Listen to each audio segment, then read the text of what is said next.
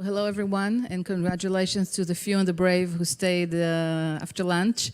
I'm Limor from the Privacy Protection Authority. Does anyone even know that Israel has a Privacy Protection Authority in the audience? 2 people know. Okay, so 3, 4. Wow. We did great media this past year. 4 people know us. So Israel has a data protection authority, that's us, similar to the European ones and other places over the world. And we're in charge of regulating and enforcing the Israeli privacy protection law.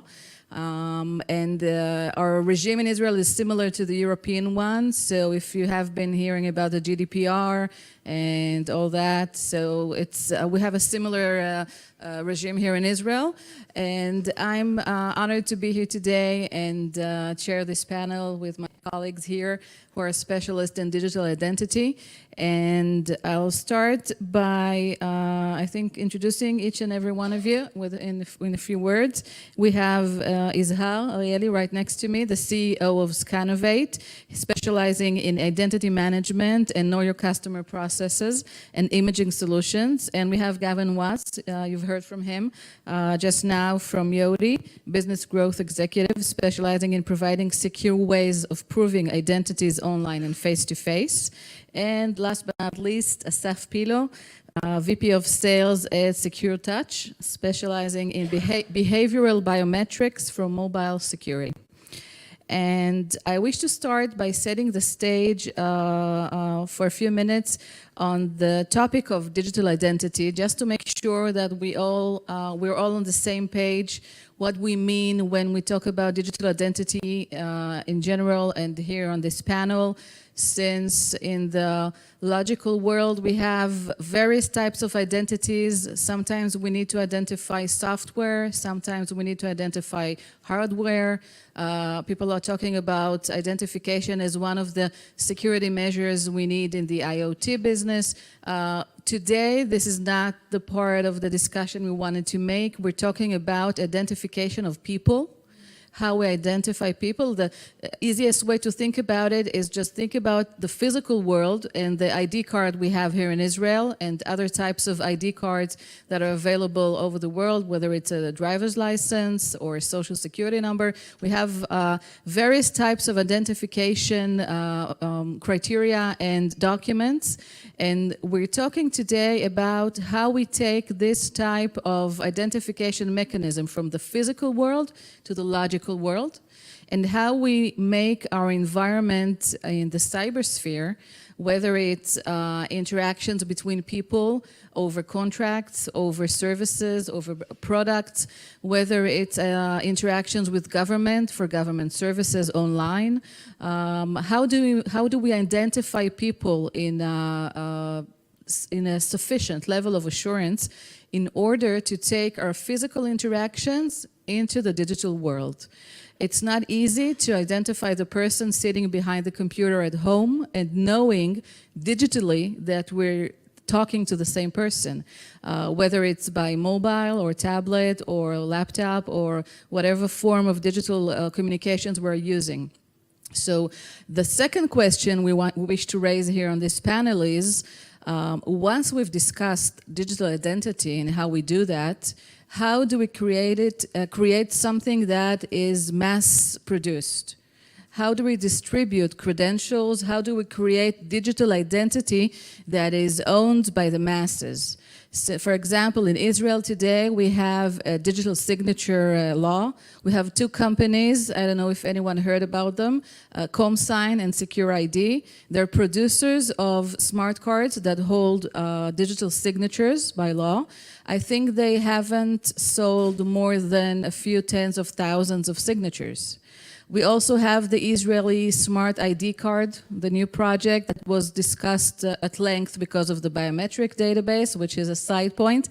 But we've the government has distributed about 1.5 million smart ID cards, including digital signatures on them, to citizens. That's 1.5 out of 8 million people in the past 3 years. So we have a good question of how we distribute digital identities and how we make them something that is used on every digital transaction. And this is something that my colleagues here would try to answer, each of them in their own business model and type of identification. Another thing I wanted you to think about is the question of whether we want to strongly identify each other as people over the internet. Since being a privacy professional, that's my point of view, that's what I bring to this panel. Out of a privacy standpoint, knowing who you are over the web may create less privacy.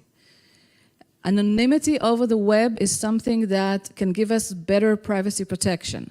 On the other hand, sometimes we need strong identity in order to create more secure interactions, and better security creates better privacy. So we have a double-edged sword here that we need to sort out, and we ask ourselves whether it's beneficial for us to have the government provide digital identity, whether it's right that we prefer that private companies provide digital identities. So these are the type of questions that I think you may start, pondering, talking about digital identity. Currently, where I think perhaps you would agree, we're still in the initial stages of having a very wide distribution of digital identities towards the masses. And perhaps you tell our audience later on how you think that we can go towards that goal of reaching the masses. My first question is for you, Izhar, and we have now a similar question to the three of you, actually. If you could tell us, how do you identify people digitally with your solution, and what do you use that identification for? What do you offer with this identification? Of course. So first, hi everybody. So we use different layers in order to authenticate someone. The first one, of course, is we have our own proprietary biometric engine that could match between a person to his picture in the ID. We check that the person is alive, we check that he's present right now in the session, and we compare between the two. But this is something that is missing. We need more. And one of them is to check the authenticity of the ID, which is something it's not really doable if you don't have hardware. If you do it through a phone, it's very, very limited. So what we do actually is we check a lot of different things. So we check that the phone right now is registered on the same person that we see the ID from. We check if the IP, where is it right now? If it's something that exists for the mobile operator. We check if we can. An IBAN number, we take an IBAN number and we check, cross-reference it to the bank. So we do a lot of different factors. We check a lot of different factors to see if the person first really exists. Second, if he has a lot of different information distributed in anywhere else. When we have an API for the government, we can check if the person is really who he say he is. And we can check more and more different information. What we do with that is that we work mainly with banks, insurance companies, and financial service providers, FinTech Week. So, we give them the ability to verify the person. We work on premises, so it's 100% belong to this institution. Everything sits within his premises, and the information belongs to him. Of course, the information belongs to the end user, but he gives them the permission to be also one of the owners of his information. This is the use case, so yeah. Thank you. Gavin? I'd say we only have one identity. My identity doesn't change depending on if I'm in a digital world or not in a digital world. So really at Yoti, we're combining those two things. So the documents that you've been issued that I've talked about previously, we pretty much just take them and put them into a digital format and then combine those with your unique biometrics in order to give you an ID that you can then share in a digital manner. So that's pretty much the concept in a nutshell. And then to the second part of that question, it's then down to that individual to take control of that identity, because at the end of the day, it is yours, nobody else's. So a business should not dictate to you how you should create that and then share it. So it's down to us as individuals who own that to choose how we wish to share it. Thanks. I'm with SecureTouch, and we do behavioral biometrics. And behavioral biometrics technology is very intuitive to us people, as we can identify someone we know just by even in the dark, even in pitch dark, just by the way that they handle themselves. They have a certain physical behavior which distinguishes them from other people. And we do the same by analyzing phone and desktop use, the way we hold the phone, the way we touch it, the touch screen, the way we handle the device physically can help us build a profile which we can then identify the person, authenticate people just by matching their current behavior when they log in to an app or to a website with their already built-in profile. This is transparent, seamless, it's very intuitive, it's very easy to understand, it's very difficult to do, so technology is complex. But once we do that, we can continuously authenticate real people, not users, not credentials, not something that we provide, but who we really are, and therefore provide very good identification, authentication of users. So if I try to sum this up for a minute for our audience, would you agree that the identification you make is biometric behavior which is a biometric attribute, and you would use that for better security of users of mobile phones or any other architecture? Right, so one of the problems that we see is that organizations are concerned about authenticating and identifying their users or customers or people. And let's say with a bank that has 2 million users logging in every couple of days or so, they're concerned about each and every user and each and every session. What we say is that you can transparently, in the background, already identify most of those users so that the bank or the organization that uses our technology can concentrate on the very small percentage of those suspicious users rather than trying to analyze and trying to protect each and the every whole. user. Yes, exactly. And Gavin, would I be right in saying, in summing, that you're using identification that includes demographic, both my personal identifiers, a government credential, and biometrics, and that identity that you have created is usable in each and every type of activity sector, potentially very diverse userability. Yeah, that's completely correct. And there is a lot more to somebody's identity than just a biometric, and there are many different types of biometric. SecureTouch just talked about behavioral biometrics, which is great. We can then talk about gait analysis, which is unique to every person. Your facial biometric, your voice, your fingerprints are all different types of biometrics that combine to who you are. Mm-hmm. But in order to transact with a business, you then need to combine that with something that you also have. So a driving license number, a date of birth, a blood type, whatever it might be, depending on that specific transaction you need to carry out. Right. So I would like to point out that for you in the audience that various countries at the moment, as far as I know, including Israel and the United Kingdom, have a policy of level of assurance.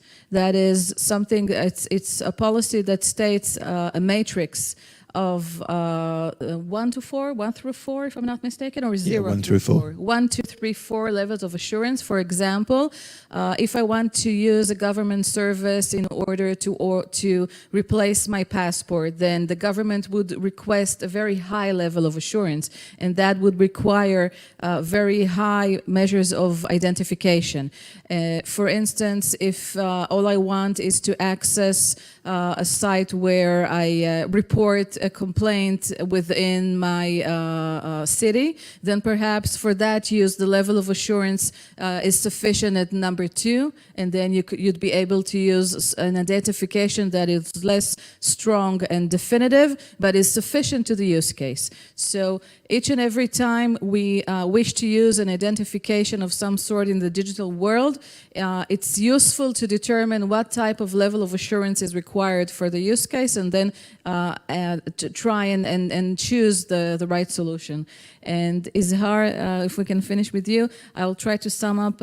You were explaining a type of identification that includes background information about the user, and which is mainly used currently in the financial sector. So yes and no. We are trying to be focused in the financial sector. Sometimes not limited to, but focused on. Sometimes we're a little bit opportunistic and go from that. But we use a lot of information, background information. We use, of course, the facial recognition we have and this parts. And we use some other technological assets we have, so IP, geolocations, and so on and so on. So a lot of different aspects. Great. So thank you all. I hope this is perfectly clear to you all. And Izhar, I'd like to ask you now, why do you think identity management is so crucial in today's world? And what would be the key difference in the future of identity management? So I'm going to talk a little bit about the financial industry because it's a fintech week. And what we see today is that banks and insurance companies and so on, their biggest asset in the future is going to be two things. First, managing the money, because they're trusted by the government and they have the license to do that. But the other side of that is that because they're trusted, they have your identity. They're one of the only institutes that could save your identity, verify it, and they have mass of information, a lot of information about you. So what we see today is that this going to be their biggest asset, and when we will use that, or in the next future, this asset will be valued in a lot of money. And what we see is that in every transaction, in every time, I'll give an example that I think we will all see the same. So let's say that in 20 years you're going to an Uber car, which is self-driving, and you get in and you say, I want to go to the mall. And it says, okay, it costs you 25 shekels. And it says, if you want to share who you with, it will cost you 20. If you want to share what are you going to buy, it will cost you 10. And if you'll say what you prefer, what brand you prefer, we will pay you 5 shekels. And that's something that is reasonable, right? Because why not? I don't mind to go right now into the mall because I want to buy Nike shoes. And when I go through the mall, I will see that Adidas just have a new shoe. And they suggest it to me in 20% off. So we understand that my identity is going to be my asset, one of my assets. And this asset in the future going to hold a lot of value for me and for other companies because it belongs to me and I can share it. And if you want me to share it with you, pay me. Why not? So this is how we see that. I think that the key differentiator between now and the future is actually your role, privacy. Privacy is one of the most important things for us as a company. When we see regulation, we see a manual. When we talk about privacy, we do not see a threat, we see an opportunity. And with this opportunity, what we want to have in the future is to bring it back to you, or to me, to the people. We will hold our identity, but there is stages in our mind. So right now we're working with banks to create consensus between them. We work with governments to create consensus within the same territory. And lastly, we will work with you guys in order to give you back the power to control what you want to share and what not. So this is how we see it. That's great news to me. We call that a privacy deal or a privacy bargain, depends how much money you pay the customer. I'm actually interested in the thought, and perhaps you can think about that later on when you go about the rest of your days. Why doesn't a certain social network pay us today for information, or a certain search engine can pay us for information already? Just Yeah. a thought. Yeah. Gavin, what, in your view, are the main challenges in the adoption of identity as a service? And bear in mind, we're talking about how to reach the masses also. Yeah, sure. I could sum that up with two words, really, and that's adoption and trust. So if I start with looking at businesses, I think they have to start to adopt the concept of identity as a service. So businesses are very efficient at leaning out internal and back-end processes. I think where they are slow to move to it, especially when you look at finance and other sectors, is putting the customer at the heart of the experience and delivering a better experience every time. So as a new customer, when I go to a bank or a mortgage site, I shouldn't have to prove who I am over and over again. Organizations need to start to accept the fact that somebody can come to them via a third party that already has proven who they are. And I think it's going to take a while for businesses to get into that space on a scale where you have lots of opportunities to deploy that. And then on the other side of the fence, you have the people that need to interact with that and have the trust to use that service. So they need to put their trust into organizations like Yoti and others that we are going to keep their data safe and allow them to transact in that way. So I think those are the two hurdles that we're trying to jump over as we speak. Asaf, how do you balance the digital channel needed to compete in agile and customer-focused markets with the need for stronger security controls? So that's a great question, because what we see is that organizations are competing each other over the digital channels. Most of the services that I get from my bank are through the app. I mean, I don't go physically to the branch, or I hardly even have any calls with them. So most of the service that I get is coming from their website or app. So they want to provide more, so provide more functionality, provide more usability, and have also compete in a very tough market as far as what they allow me to do and what sort of limitations do I have as far as security controls. So the fact that I can be identified transparently without the need to stop at every, we call it on-transaction authentication. So I do dozens of transactions per day sometimes, and I'm being asked for OTP, for a text message, for a password, for and I have multiple identities because I'm using multiple applications and services. So one of the great things about behavioral biometrics is that it can run in the background. I can be identified without the need to do anything, without the need to enroll, or so therefore security is there, and there is even stronger security, but without compromising on the user experience as well as the functionality of the services that I get through the digital channels. So with the GDPR fastly approaching, and just to make sure that everyone's on board, GDPR is the new General Data Protection Regulation of the European Union. It was approved May 2016 and coming into force soon, May 18. Very strong fines, very strong sanctions, stronger powers to European regulators. Many of the old privacy rights and principles are there. Many new rights have emerged. Things that we discussed as privacy professionals and tried to read into the law have now become actual rights in the European Union. And perhaps some of you or all of you would like to address how your solutions are addressing new GDPR requirements. So for us, the first thing, of course, is to be on premises. That's one of the most important things. Of course, anonymize the data. And there are a lot of different rules within GDPR, from the right to be forgotten and a lot of clarity, which it's part of it. More than that, you need to be able to transfer this identity without exposing it.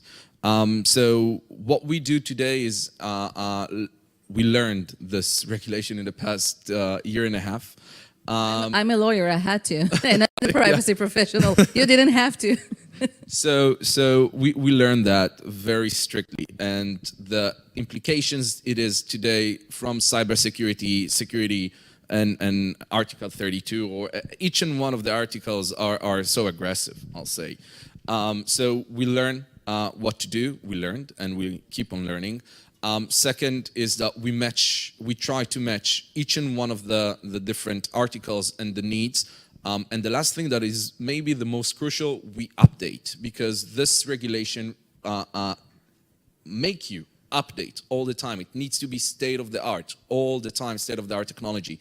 And with that regards, we need to find always the best solutions and to be the best ourselves. So this is what we do. Right now we're connecting our platform to Hyperledger, blockchain, buzzword, but again, this is what we do, so we need to use the words. And the meaning behind it is to enable GDPR to be substantial in what we do. So. I would just add to that the two things that stand out for me from our platform: data minimization and consent-based sharing. And what I mean by that is data minimization is that I only have to share with an organization the absolute minimum amount of information in order to complete that transaction. So really simplistic example: if I want to enter a nightclub, I don't have to give my date of birth. I simply have to prove I'm over a certain age. The second one is consent-based sharing. So as an individual, you need to be consenting to give information to any organization that you're transacting with. And we base our platform on those two fundamental things. I think a challenge, and one of the biggest challenges for businesses, will be every individual's right to be forgotten, which clearly has massive impacts for them on how they manage and control their data, and importantly, knowing where that data is. So. On our side, we had we've come to a decision not to or to tackle with privacy the privacy angle from not really obtaining or having any private data. We don't know who the user is, and the actual gestures and data that we do gather in order to build the behavioral profile cannot be used elsewhere. So it's the way I tilt or hold my phone, or the pressure that I put on the screen is not something that identifies me, plus the fact that we don't know who the users are. So we pass that information to the customer, and the customer does matches the information with the user name or ID or credentials, and so therefore we're not really under that regulation. You're not under regulation as the providers, but I would imagine that your customers would be. Right. I mean, as far as there are no concerns about privacy as far as the data that we obtain from the users, and then use it with our algorithms to identify them and authenticate those users. Okay. Good question. Should we move on to questions from the audience? Does anyone have anything you want to ask the panel members? Hi, thank you very much for the panel. Eye-opening. So there seem to really be two things that you're talking about. One is kind of creating and using an identity, and one is proving the identity, right? And everybody seems to have solutions for proving the identity, and you can probably decide which one to go with. One of the challenges I've seen is, okay, every organization or business process or country has decided on which identity to use, and then when sharing between them from country to country or from enterprise to enterprise, that becomes more challenging because you need to map one identity to the other. How do we deal with that? So from our side, first, you cannot share the identity yet. Just law enforcement can, and they have their ways to do that. But let's give an example and tell me if this is what you mean. So let's say that there is a bank in the US, that it's a branch of another European bank. And you're just moving from the US to France, as an example. You want to open a bank account in the same bank, actually, but it's not the same territory.